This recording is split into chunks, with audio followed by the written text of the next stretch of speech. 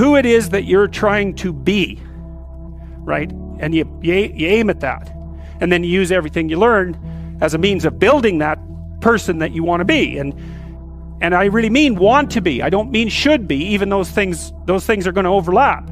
And it's important to distinguish between those, because that's partly, and this is back down to the micro routine analysis. So if I was saying, well, you're going to try to make yourself more industrious. Okay, number one, specify your damn goals, because how are you going to hit something if you don't know what it is? That isn't going to happen. And often people won't specify their goals too, because they don't like to specify conditions for failure. So if you keep yourself all vague and foggy, which is real easy, because that's just a matter of not doing as well, then you don't know when you fail.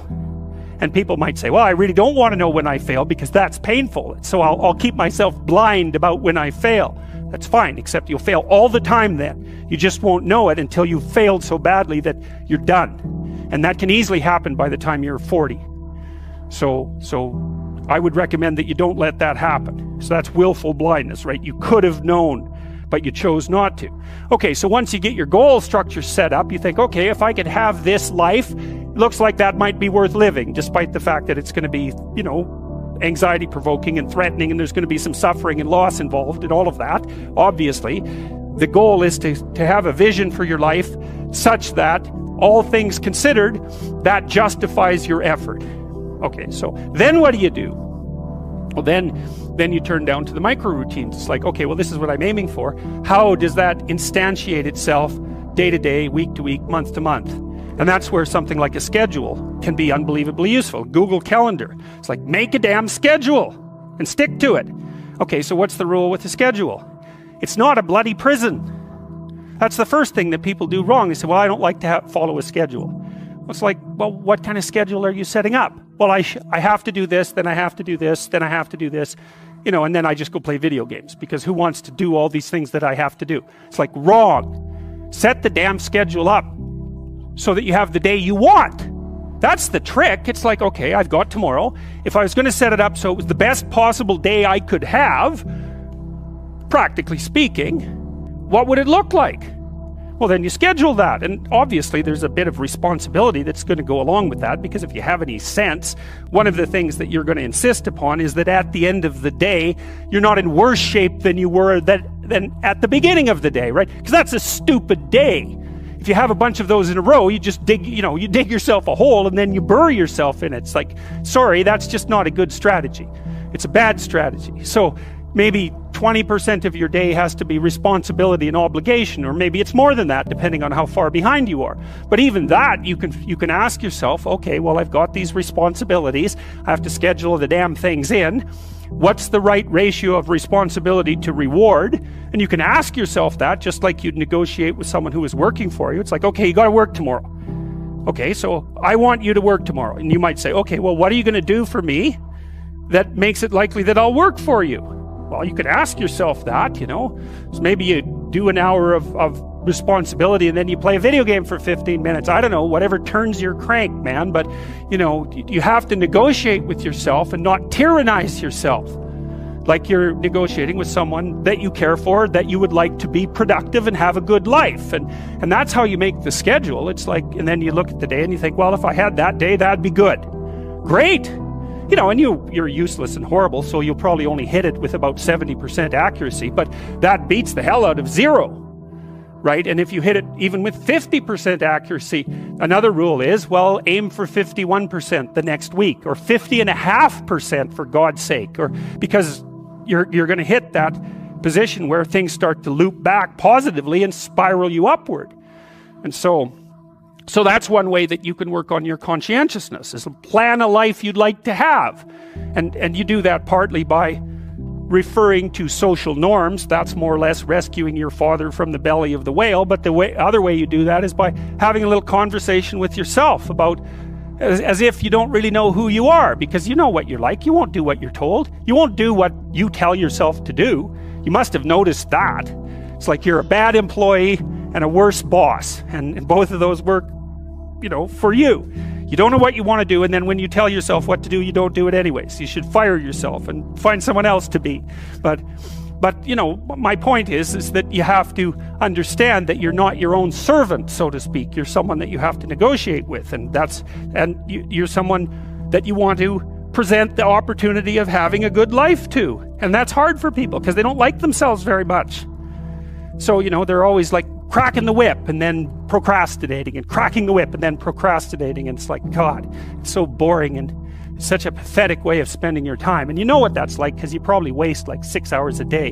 And I think we did an economic calculation about that a while back, right? Your time's probably worth $50 an hour, something like that. I mean, you're not getting paid that now, but you're young, and so this is investment time, and what you do now is going to multiply its effects in the future. So let's say it's $50 an hour, which is perfectly reasonable. So if you waste 6 hours a day, and you are, then you're wasting about $2,000 a week, or about $100,000 a year. So like, go ahead, but that's what it's costing you every hour. And you need to know what your damn time is worth. So let's say it's not $50, it's 30, whatever. Maybe it's 100, it's somewhere in that range. One of the things you should be asking yourself is, when you spend an hour, was that, well, would have I paid someone $50 to have had that hour? And if the answer is no, it's like, well, maybe you should do something else with your time. And it depends on whether or not you think that your time's worthwhile. But the funny thing about not assuming that is, if you assume your time isn't worthwhile, what happens is you don't just sit around sort of randomly in a state of responsibilityless bliss. What you do is you suffer existentially. And so that seems like a stupid solution. You know, if you take people, and I've told you this, and you expose them voluntarily to things that they are avoiding and are afraid of, you know, that they know they need to overcome in order to meet their goals, their self-defined goals. If you can teach people to stand up in the face of the things they're afraid of, they get stronger. And you don't know what the upper limits to that are, because you might ask yourself, like, if for 10 years, if you didn't avoid doing what you knew you needed to do, by your own definitions, right, within the value structure that you've created, to the degree that you've done that, what would you be like? Well, you know, there are remarkable people who come into the world from time to time, and there are people who do find out over decades-long periods what they could be like if they were who they were, if they spoke their being forward. And they get stronger and stronger and stronger, and we don't know the limits to that. We do not know the limits to that. And so you could say, well, in part, perhaps the reason that you're suffering unbearably can be left at your feet, because you're not everything you could be, and you know it. And of course, that's a terrible thing to admit, and it's a terrible thing to consider, but there's real promise in it, right? Because it means that perhaps there's another way that you could look at the world, and another way that you could act in the world. So what it would reflect back to you would be much better than what it reflects back to you now. And then the second part of that is, well, imagine that many people did that, because we've done a lot as human beings. We've done a lot of remarkable things. And I've told you already, I think before, that today, for example, about 250,000 people will be lifted out of abject poverty, and about 300,000 people attached to the electrical power grid. We're lifting people out of poverty collectively at a faster rate that's ever occurred in the history of humankind by a huge margin. And that's been going on unbelievably quickly since the year 2000. The UN had planned to have poverty between 2000 and 2015, and it was accomplished by 2013. So there's inequality developing in many places, and you hear lots of political agitation about that. But overall, the tide is lifting everyone up, and that's a great thing. And we have no idea how fast we could multiply that if people got their act together and really aimed at it. Because, you know, my experience is with people that we're probably running at about 51% of our capacity. I mean, you can think about this yourselves. I often ask undergraduates how many hours a day you waste, or how many hours a week you waste. And the classic answer is something like 4 to 6 hours a day. You know, inefficient studying, watching things on YouTube that not only do you not want to watch, that you don't even care about, that make you feel horrible about watching after you're done. That's probably 4 hours right there. You know, you think, well, that's 25 hours a week. It's 100 hours a month. That's 2.5 full work weeks. It's half a year of work weeks per year. And if your time is worth $20 an hour, which is a radical underestimate, it's probably more like 50 if you think about it in terms of deferred wages.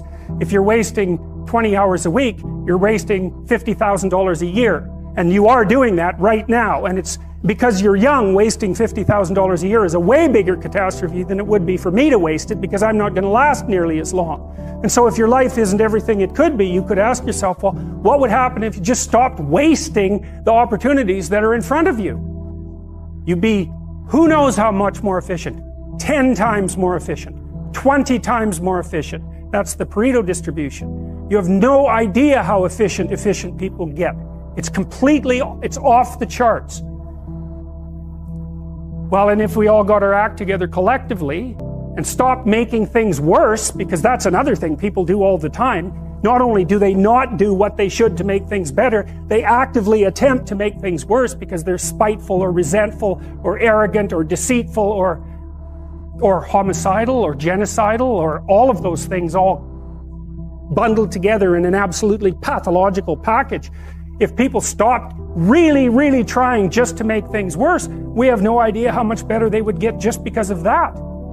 So there's this weird dynamic that's part of the existential system of ideas between human vulnerability, social judgment, both of which are major causes of suffering, and the failure of individuals to adopt the responsibility that they know they should adopt. And that's the thing that's interesting too, is that, and like another thing I've often asked my undergraduate classes is, there's this idea that people have a conscience. And you know what the conscience is. It's this feeling or voice you have in your head just before you do something that you know is stupid, telling you that probably you shouldn't do that stupid thing. You don't have to listen to it, strangely enough.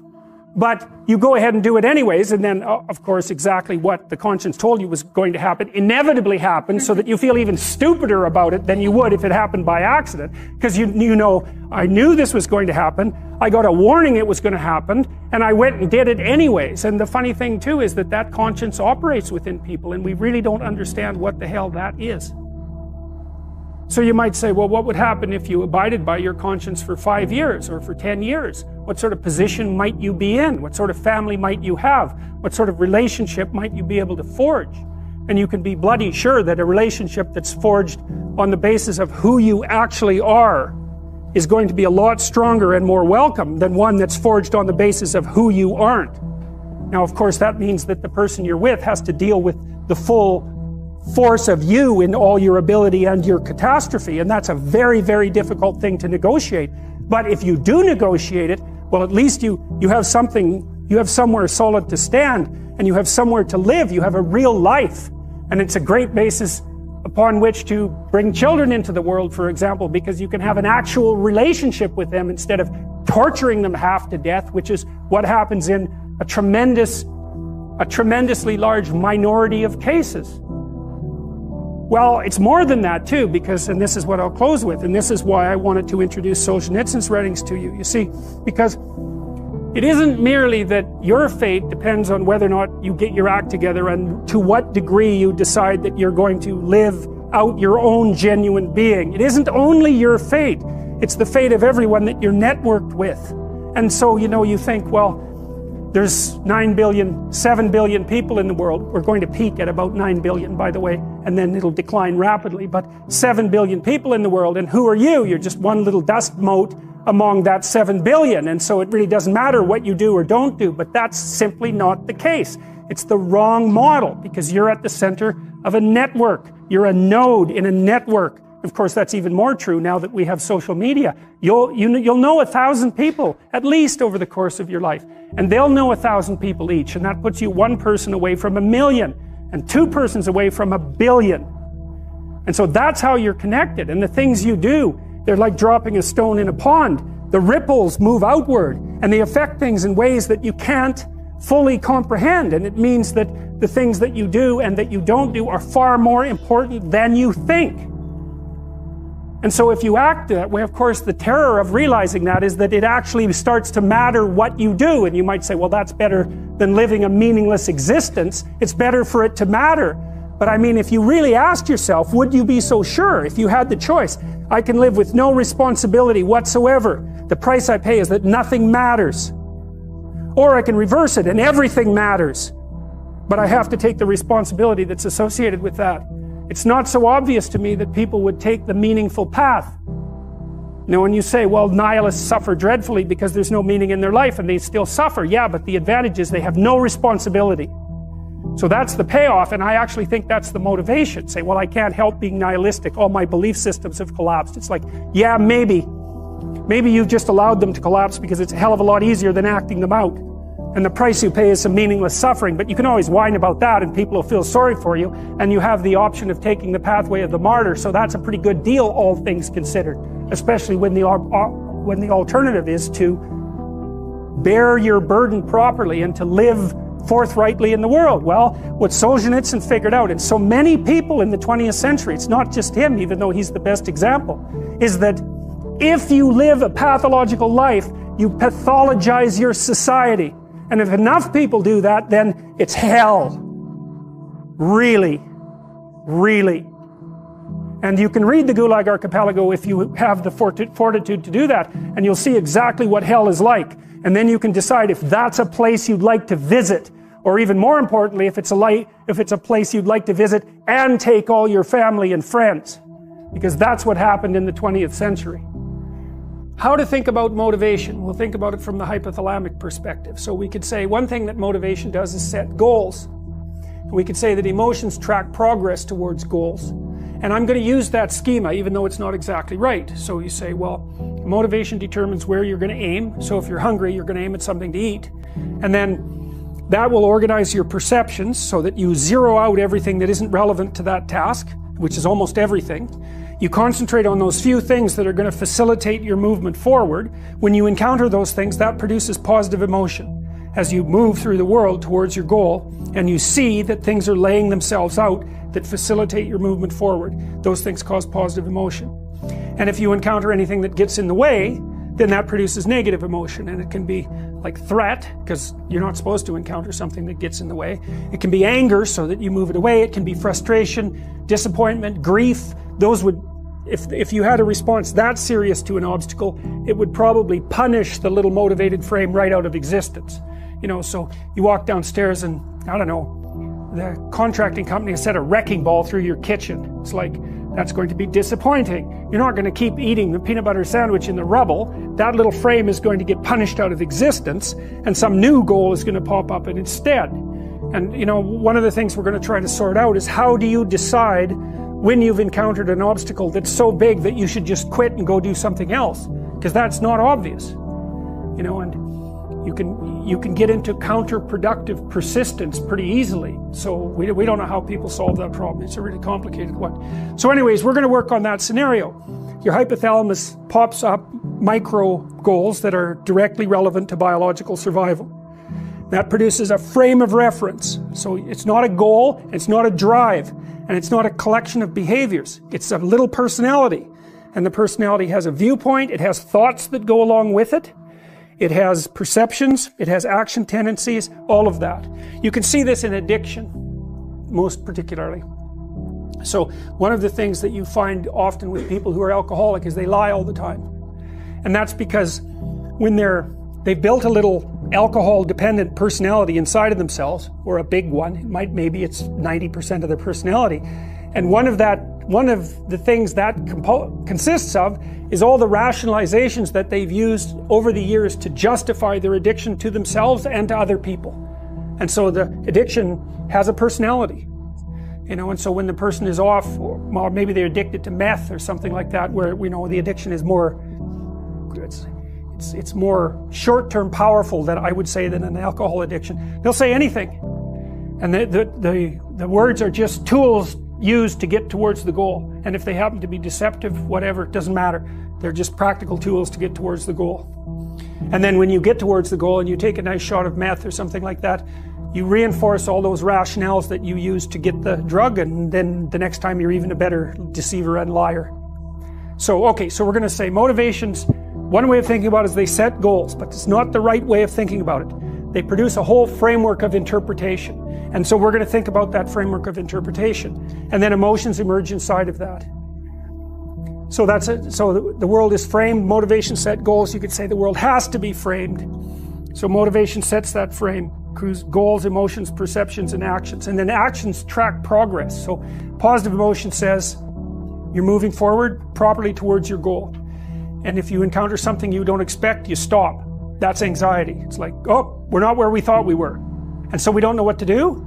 So we should stop because we don't know where we are or what we're doing. Stop, frozen. And then the more powerful negative emotions like pain, they might make you get out of there. So Emotions: forward, stop, reverse. That's your emotions within that motivated frame. So, and that's another example of how your mind is embedded in your body. Your emotions are like they're offshoots of action tendencies. That's the right way to think about it, because action is everything fundamentally. So what are some basic motivations? Most of these are regulated by the hypothalamus, by the way, and that tells you just how important a control system it is. The other thing that's useful to know about the hypothalamus is that it has projections going up from it that are like tree trunks, and inhibitory projections coming down that are like grapevines. So you can kind of control your hypothalamus as long as it's not on too much, but if it's on in any serious way, it's like it wins. So partly what you do to stop yourself from falling under the dominion of your hypothalamus is to never ever be anywhere where its action is necessary, right? You don't want to go into a biker bar because you might find yourself in a situation where panicked defensive aggression is immediately necessary. You probably don't want that. You don't want the panic, you don't want the terror, you don't want the frenzied fight, you don't want any of that. You don't want to have to run away in absolute panic. So you just don't go there. And a huge part of how we regulate our emotions is just by never going anywhere where we have to experience them. And so that has very little to do with internal inhibitory control and everything to do with staying where you belong. The Myth of Mental Illness by Thomas Szasz, S-Z-A-S-Z. It's a classic. You should read it. If you're interested in psychology, read it. Like, it's a classic. And he basically said, most people have problems in living, they don't have psychological problems. And so I've experienced, despite my love for the psychoanalysts, very frequently what I'm doing as a therapist is helping people have a life that would work. You know, and you can parameterize that. It's like, what do you need? How about some friends? That people kind of like that. How about an intimate relationship with someone that you can trust, that maybe has a future? That'd be good. How about a career that puts you in a dominance hierarchy somewhere, so at least you've got some possibility of rising, some possibility of stabilizing yourself, and a schedule and a routine, because no one can live without a routine. You just forget that. If you guys don't have a routine, I would recommend, like, you get one going, because you cannot be mentally healthy without a routine. You need to pick a time to get up. Whatever time you want, but pick one and stick to it, because otherwise you dysregulate your circadian rhythms and they regulate your mood. And eat something in the morning. I've had lots of clients who've had anxiety disorders. I had one client who was literally starving. Very smart girl. There's very little that she liked. She kind of tried to subsist on like half a cup of rice a day. She came to me and said, I have no energy. I come home, all I want to do is watch the same movie over and over. What, like, is that weird? And I thought, well, it depends on how hard you work. You know, it's a little weird, but whatever. It's familiar. You're looking for comfort. So I did an analysis of her diet. It's like 3/4 of a cup of rice. It's like, you're starving. Eat something. You know, you'll feel better. So she modified her diet, and all her anxiety went away, and she had some energy. It's like, yeah, you gotta eat. So a schedule, that's a good thing, man. Your brain will thank you for it. It will stabilize your nervous system. With a bit of a plan, that's a good thing. You need a career, you need something productive to do with your time. You need to regulate your use of drugs and alcohol, most particularly alcohol, because that does in a lot of people. You need a family, like the family you have, your parents and all that. It'd be nice if you all got along, you could work on that. That's a good thing to work on. And then, you know, you probably need children at some point, and that's life. That's what life is. And if you're missing, you know, you may have a good reason to not be operating on one of those dimensions. It's not mandatory, but I can tell you that if you're not operating reasonably well on 4, I think I mentioned 6, if you're not operating reasonably well on at least 3 of them, there's no way you're going to be psychologically thriving. And that's more pragmatic in some sense than psychological, right? Human beings have a nature. There's things we need. And if we have them, well, that's good. And if we don't have them, well, then we feel the lack. And so behavioral psychologists concentrate a lot more on that sort of thing. You know, it's practical. It's like strategizing. Make a career plan. Figure out how to negotiate, because that's bloody important. Figure out how to say what you need. Figure out how to tell the truth to people. Figure out how to listen to your partner in particular, because if you listen to them, they will actually tell you what they want, and sometimes you can give it to them and maybe they'll return the favor. And if you practice that for like 15 years, well, then maybe you're constantly giving each other what you want. Well, hooray, that would be good. And then there's two of you under most circumstances, and it's better to have two brains than one, because people think differently because of their temperament mostly. And so the negotiation is where the wisdom arises, and it's part of the transformation, the psychological transformation that's attendant on an intimate relationship, and one of the fundamental purposes of a long-term intimate relationship.